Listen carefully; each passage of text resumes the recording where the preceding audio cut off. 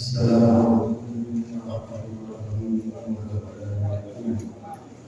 Bismillahirrahmanirrahim. Wassalatu wassalamu ala Rasulillah wa ala alihi wa sahbihi wa man wala.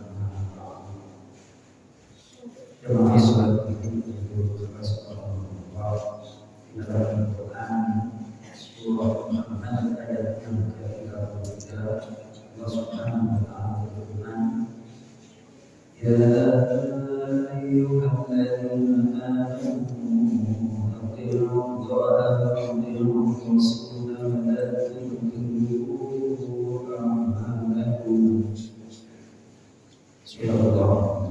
Wahai orang-orang yang beriman, taatlah kalian kepada Allah dan taatlah kalian kepada Rasulnya. Wa la tubtilu a'malakum, dan jangan batalkan, jangan sia-siakan amal-amal baik kalian. Di dalam tafsir dan tafsir dalamnya itu membatalkan amal itu adalah bermaksi dengan maksiat. Jadi ibarat kita orang beriman itu punya dua beban. Satu beban menjalankan perintah, yang kedua adalah beban untuk meninggalkan larangan. Oke, kita sekarang sudah sholat berjamaah, zikir dan lain sebagainya, dan berhasil. Kadang ketika kita pulang, godaan itu macam-macam. Yang ngobrol, yang nonton HP, dan segala macam. Dan itu akan bahasanya di sini menyia-nyiakan amal. Kata Imam Ghazali, manusia itu senantiasa berjalan. Ibaratnya diberikan gambaran. Kalau kita berjalan itu ada langkah, kemudian ada meter, ada pos, ada mil, dan lain sebagainya. Demikianlah perjalanan hidup manusia. Baru sekarang saya sadar, majunya tahun 2002, sekarang baru sadar betapa manusia itu banyak dirampok. Namun nggak sadar kita itu dirampok oleh apa? Dirampok oleh waktu yang waktu kita itu disia-siakan. Dirampok oleh nyantai-nyantai, oleh kopi-kopi, oleh nonton YouTube, dan seterusnya. Itu adalah kerugian. Padahal setiap hembusan nafas itu nilainya sangat tinggi sekali. Namun dia berkenaan dengan memperbaiki hati yang meninggalkan maksiat. Di sini saya akan melanjutkan, orang yang terbiasa melakukan maksiat itu bahayanya adalah annahu yansalihu minal qalbi istiqbalaha. Jadi orang yang terbiasa melakukan maksiat nanti akan dicabut dari hatinya bahwa maksiat itu sudah enggak tabu lagi. Maksiat itu sudah enggak jelek, enggak buruk lagi. Kemudian maksiat itu akan menjadi kebiasaan, sehingga jiwanya sudah tidak bisa menyaksikan lagi bahwa maksiat itu buruk dalam dirinya. Santai aja. Dan waladala fihi, orang ngomongin diomong dia berbuat jelek, yang efek itu karena terbiasa maksiat. Ini menurut orang-orang fasik adalah ghayatul tahattuqi wa tamamil ladzat. Bagi orang-orang yang durhaka merupakan puncak kenikmatan. Jadi ketika sudah berbuat maksiat, PD diviralkan lagi. Jadi dilihat melakukan maksiat itu bangga. Ya kayak alhamdulillah ada orang tangkap polisi pakai baju rompi oranye di depan kamera malah senyum-senyum. Nah itu ya mungkin karena korupsinya sudah kelewatan, akhirnya santai-santai aja.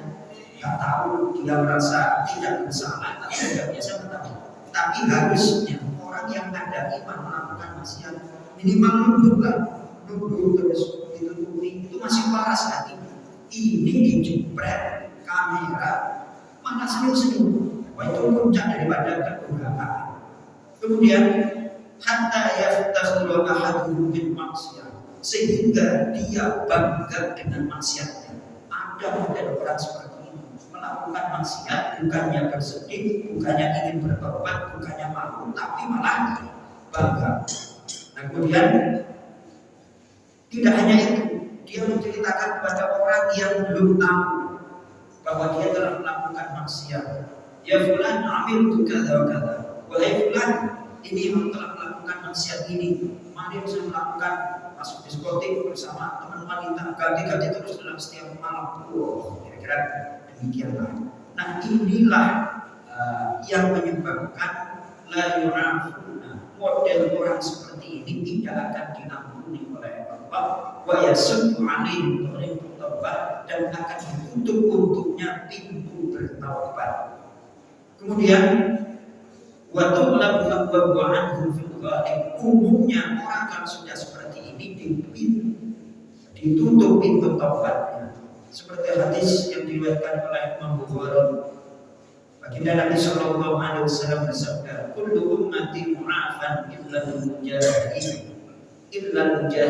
Setiap umatku akan diampuni, tentunya yang bertobat dan selain syirik. Wa inna, kecuali orang-orang yang mujahid. Orang mujahid itu siapa? Di antara wa inna minal minhar, di antara orang mujahid itu adalah ayyasturullahu al-'abda thumma yusbihu yaftihu nafsahu wa yaqulu, malamnya maksiat masih ditutupi, ternyata paginya dia buka sendiri.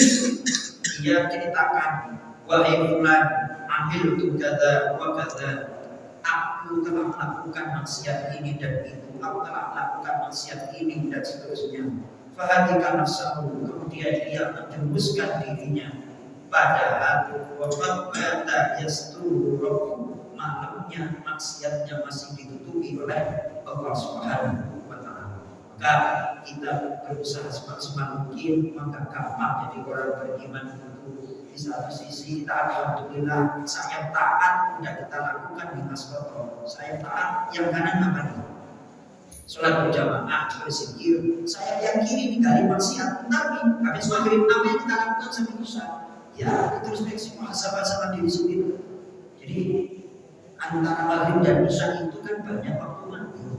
Waktu nganggurnya itulah yang diincar oleh setan. Dikulik-kulik. Nah, daripada baca surah Al-Kahfi, santai-santai aja. Itu seperti itu. Enggak gampang. Maka dari itu harus latihan menjinakkan nafsu. Kalau kita agak terbiasa menjinakkan nafsu, dibanting kita nafsu. Dibanting beneran mau baca surah Yasin nggak mampu. Surah Al-Kahfi apalagi 10 halaman. Akhirnya apa? Ya, lemah terus nafsunya. Ketika lemah itulah kita dikuasai oleh syaitan. Na'udzubillah. Mudah-mudahan kita senantiasa dijauhkan dari maksiat kepada Allah Subhanahu wa Ta'ala, sehingga hati kita bisa diselamatkan menjadi islah. Terima kasih. Assalamualaikum warahmatullahi wabarakatuh.